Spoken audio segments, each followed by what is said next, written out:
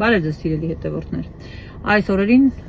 ամենաաղմկահարույց թեման, որը քննարկվում է հայկական քաղաքական ու մեդիա տիրույթում, հայազգի գործարար բարերար Սամվել Կարապետյանի շուրջ տեղի ունեցող իրադարձություններն են, քաղաքականապես մոտիվացված ուրեմն կալանավորումը, ինչպես նաև գործադիր իշխանության ղեկավարի կողմից հնչեցված սեփականազրկման գործընթացի այնպիսի տեսակ, ինչպիսին ազգայնացումն է։ Ըստ էության ազգայնացումը Հայաստանի Հանրապետության քաղաքացիական օրենսգրքով սեփականության իրավունքի դադարեցման հիմքերից մեկն է, որը կարելի է ասել, հաշվի առնելով այն հանգամանքը, որ քաղաքացիական օրենսգիրքը ընդունվել է 1998 թվականին, մնացուկ է դեռևս խորհրդային ժամանակահատվածից, երբ որ խորհրդային ուրեմն քաղաքացիական օրենսգիրքը ուներ նմանատիպ ինստիտուտ։ Այս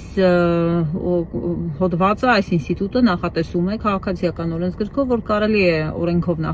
դադարեցնել սեփականության իրավունքը, ըստ էության խլել մասնավոր սեփականատիրոջից գույքը օրենքի հիման վրա եւ ամբողջությամբ հատուցելով գույքի արժեքը եւ վնասները։ Սա չափազանց կարևոր նշանակություն ունի, բայց ել ավելի կարևոր նշանակություն ունի, թե պատմականորեն այս ինստիտուտը ինչպես որտեղերում է գործածվել եւ միջազգային իրավունքը այս տեսանկյունից ինչ է ասել մինչ օրս։ Ամենապարզ անգամ պատմությունը, եթե ձեզ կհետաքրքրի, կարող եք տեսնել, որ ազգայնացման ինստիտուտը առավել հաճախ օգտագործվել է բնականաբար խորհրդային ժամանակահատվածում բոլշևիկների կողմից, որպես հեղափոխական, այսպես ասենք, ինստիտուտ, օգտագործվել է Ֆրանսիայում հետ երկրորդ համաշխարհային պատերազմից հետո ընկած ժամանակահատվածում, օգտագործվել է Վենեսուելայում, ուրեմն Ուգո Չավեսի ժամանակահատվածում, օգտագործվել է Եգիպտոսում, շատ, այսպես ասենք, էքստրաօրդինար բացառիկ հանգամանքներում բացառիկ դեպքեր են, որոնք այս ինստիտուտը կարելի է համարել, որ կիրառվել է, բայց բազմաթիվ են նաև դեպքերը, երբ որ փորձ է արվել նմանատիպ գործողության գնալ եւ միջազգային ատյանները, լինի մարդու իրավունքների եվրոպական դատարանը, թե օրինակ ուրեմն ներդրումների պաշտպանության ըստ ներդրումների հետ կապված վեճերի լուծմամբ զբաղվող արբիտրաժը քննարկել է այդպիսի վեճեր եւ հօգուտ սեփականատիրոջ որոշումներ կայացրել։ Միջազգային իրավունքը ըստ էության ելնում է մի քանի սկզբունքներից, որոնց հիման վրա պիտի կատարվի ազգայնացումը։ Առաջինը հանրային նպատակ պիտի հետապնդի, երկրորդը արդար պետք է կատարվի այդ ամբողջ, այսինքն փոխհատուցում, վնասների հատուցում, շուկայական արժեքով գնի հատուցում, եւ որ շատ ավելի կարեւոր է, հիմնարար սկզբունքներից է ոչ խտրական մոտեցումը։ Ահա այստեղ է, որ Հայաստանը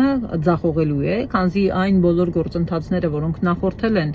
այդ հայտարարությանը ազգայնացման բարձրաձայնմանը, ակնհայտ ցույց են տալիս խտրական եւ ոչ արդար վերաբերմունքի առկայություն, ինչը գրեթե երաշխավորված մասնավոր սեփականատիրոջ համար բերելու է միջազգային ատյաններում հաղթանակի,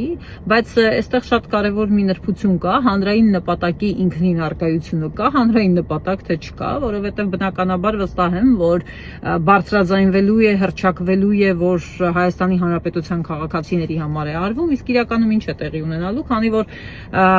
Սամվել Կարապետյանի ընտանիքը մասնավոր միջոցներից մոտավորապես 700 միլիոն եւ ավել գումար ներդրել է ամենավնասաբեր այս հիմնարկի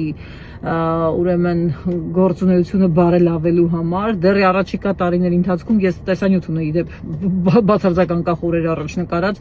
որ 2 տարվա ընթացքում շուրջ 300 միլիոն դոլարի ներդրում եւս պետք է կատարվեր բազմաթիվ սովետական ուրեմն մնացուկներ կարգի բերելու համար, այսինքն այդ ամբողջ գումարները, ըստ էության ներդրումները, որոնք կատարվելու են, Հայաստանի Հանրապետության քաղաքացիների գրպանից հատուցվելու են մասնավոր սեփականատիրոջը, հատուցվելու են նաեւ վնասները, ընդ որում իրական վնաս բաց թողնված օգուտ բոլորը քաղաքացիական իրավական իմաստով կրկին Հայաստանի Հանրապետության քաղաքացիների գրպանից հնարավոր չի լինելու սա փոխանցել որևէ այլ մասնավորի, որովհետև հանրային նպատակը ու պետականացումը ենթադրում են պետության կողմից կառավարում։ Պետության կողմից կառավարում նախուսափելիորեն հանգեցնելու է շատ ավելի վատ վիճակի, քան մենք այսօր ունենք, հոսանքազրկումների ու մնացածի հետ կապված, եւ ի վերջո, որպես այսպես ասենք վերջնական